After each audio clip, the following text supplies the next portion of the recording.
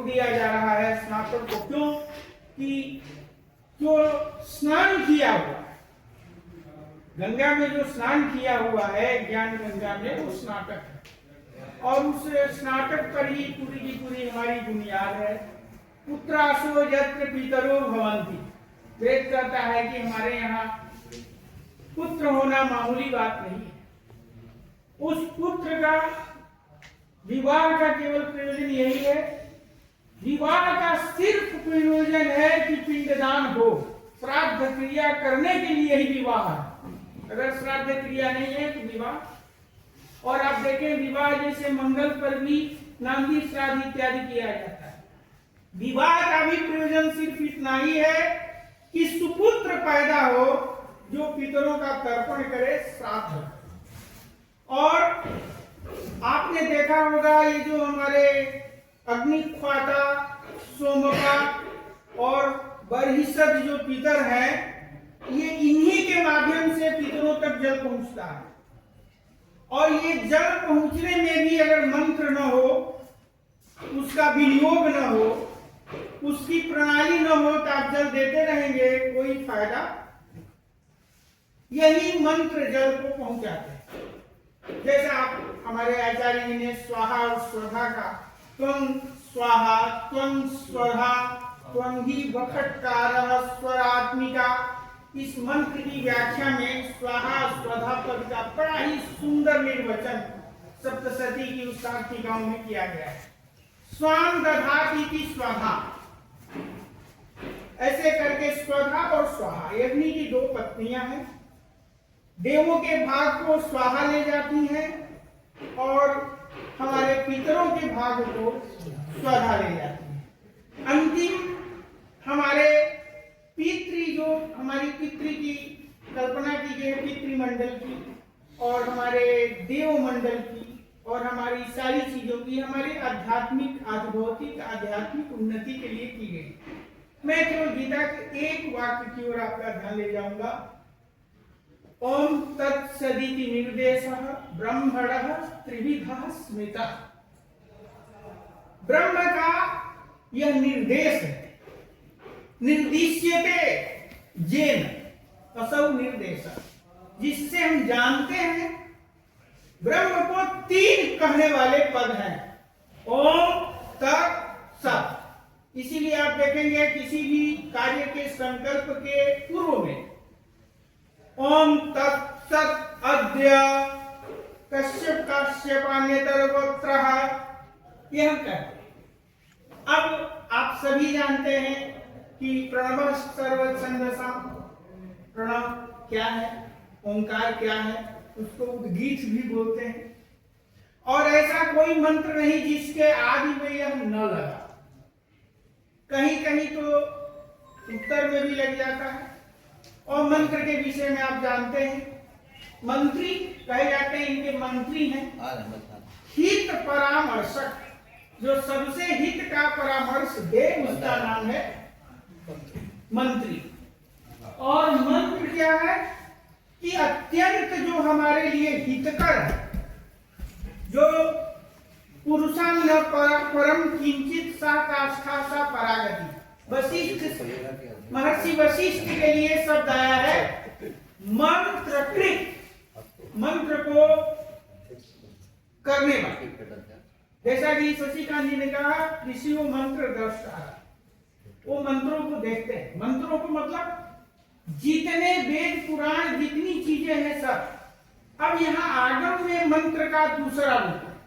जो वेद के मंत्र हैं, जो अन्य मंत्र हैं, उनसे आगम के मंत्र दूसरे।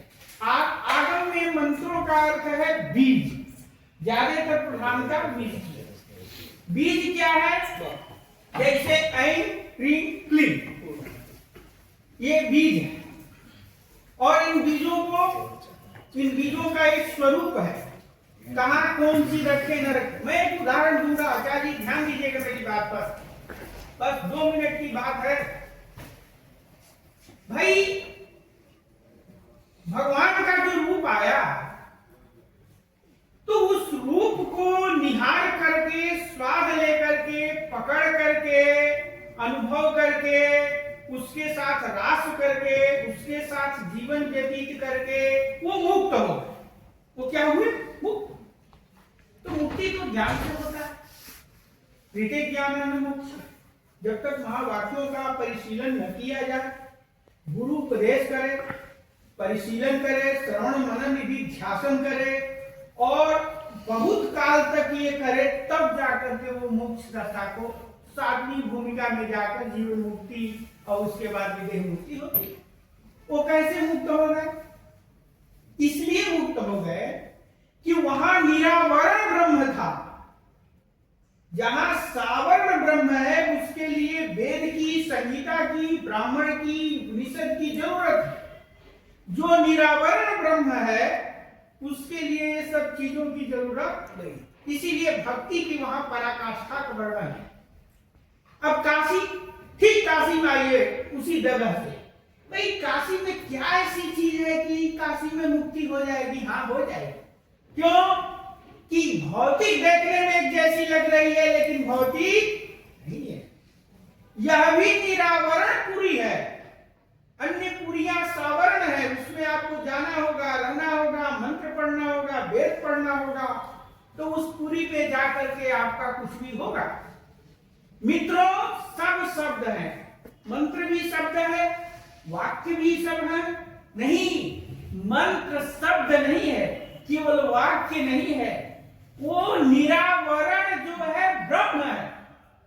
अगर उसका सेवन करेंगे और किसको कौन मंत्र दिया जाए, ये स्वामी जी ने बहुत अच्छे तरह से लिखा है। धर्म सम्राट पूज्य प्रातः स्मरणीय और हमारे आज के अभिनव शंकर, उन्होंने लिखा है कि कई उपदेश किया जाए या किसी से दीक्षा ली जाए या किसका कौन इष्ट है, किसको कैसे जाने, कहे इसको जाना जा सकता है। कब जाना जा सकता है? उसके कुल को देखकर। मान लीजिए उसके कुल में शिव की पूजा हो रही है, तुम शिव की पूजा करो। तुम्हारे कुल में काली की पूजा हो रही है, काली की पूजा करो। दूसरा, उसके गुरुकुल को देखकर, उसके गुरु ने उपदेश दिया भैरव की पूजा करो, भैरव करो। उसके गुरु ने दिया आप इसका करो, उसका करो। तो इस प्रकार देखा जा सकता। दूसरी, उसके स्वप्न को देखकर, उसके आचरण को देखकर, उसके लगाव को देखकर, उसकी निष्ठा को देखकर, उसके व्यापार को देख के समझा जा सकता है कि इसे कौन सा मंत्र, कौन सा यंत्र।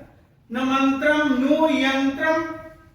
भगवान शंकर लिख रहे हैं सीधे सीधे कि नो मंत्रम नो यंत्रम।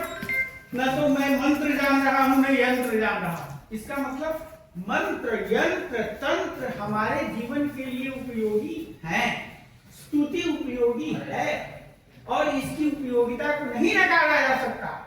मंत्र से केवल हमारा ही नहीं, हमारे देश का, विश्व का, ब्रह्मांड का, क्योंकि उस मंत्र की परिधि में, उस मंत्र से अवच्छिन्न जो चैतन्य है वो हमारे बार बार जप करने, अभ्यास करने और गुरु के अनुरोध से वह निरावरण हो जाता है।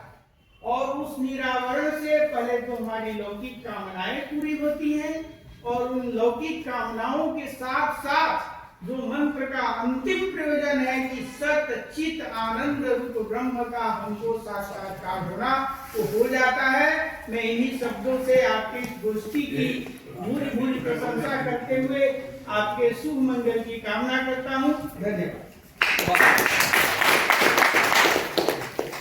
काशी वीरावरणीय है, इसी से संबंधित एक श्लोक है। नरसर पेट में लिखते हैं, मैं सरकार जब काशी के नरेश गए हुए थे नरसर में विवाह के लिए, तो सरस्वती के रूप में आती हैं, तो वो बोलती हैं काशी के बारे में क्या है।